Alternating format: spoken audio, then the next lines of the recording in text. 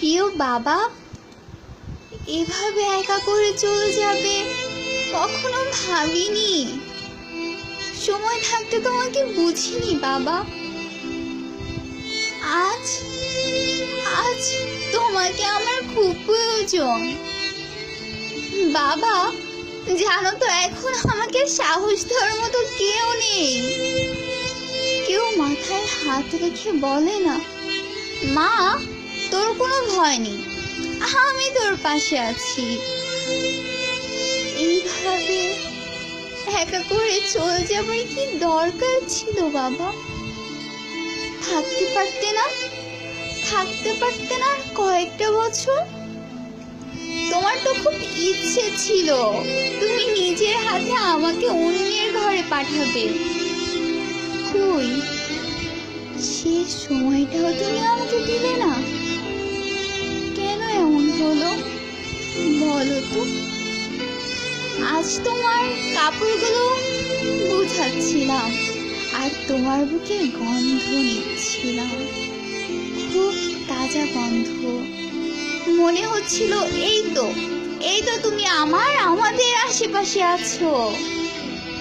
গন্ধ নিতে নিতে ভুলে গিয়েছিলাম তুমি আর আমাদের মাঝে নেই। হঠাৎ করে মাকে বলে উঠলাম, মা বাবার এই শার্টগুলো ভিজিয়ে রাখো, আমি পরে ধুয়ে নিব। মা চুপ, ফ্যাল ফ্যাল করে আমার দিকে তাকিয়ে আছে। মা আমি তোমাকে বাবার শার্টটা ভিজাতে বলেছি। মা আবারও চুপ। মা আমার কাছে এসে বুকে টেনে নিয়ে কাঁদতে লাগলো। হঠাৎ করে মনে পড়ে গেল তুমি আর আমাদের মাঝে নেই। কেন নেই বাবা? তুমি আমাকে তো খুব ভালোবাসতে, তাহলে এভাবে ভালো না বেশে কেন চলে গেলে? চলে না গেলে কি হতো না? আচ্ছা বাবা, তুমি চলে যাওয়ার সময় আমাকে কি বলতে চেয়েছিলে? বাবা শুধু একবারের জন্য হলেও তুমি ফিরে এসো। আমাকে বলে যাও তোমার সব না বলা কথা। জানি আজ আমি পাগলের মতো যা বলছি। সবাই বলে সময়ের সাথে সাথে তোমাকে নাকি আর মনে পড়বে না। তা কি কখনো হয় বাবা? তুমি তো আছো আমাদের আশেপাশে। তারপরেও ভাবতেই অবাক লাগে যে তুমি আর আমাদের মাঝে নেই। কিন্তু কি করবো বলো তো?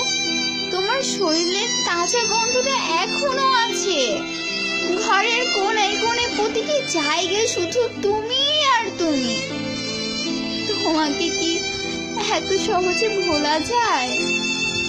যায় না বাবা, তোমাকে ভোলা যায় না। বাবা তোমার কমতিটা না খুব অসহ্য লাগছে। ফিরে এসো বাবা। তুমি কি আর ফিরে আসতে পারো না? আমি কি আর তোমার বুকে মাথা রাখতে পারবো না বাবা? বাবা যেখানে থাকো ভালো থাকো। ইতি তোমার আদরে কন্যা।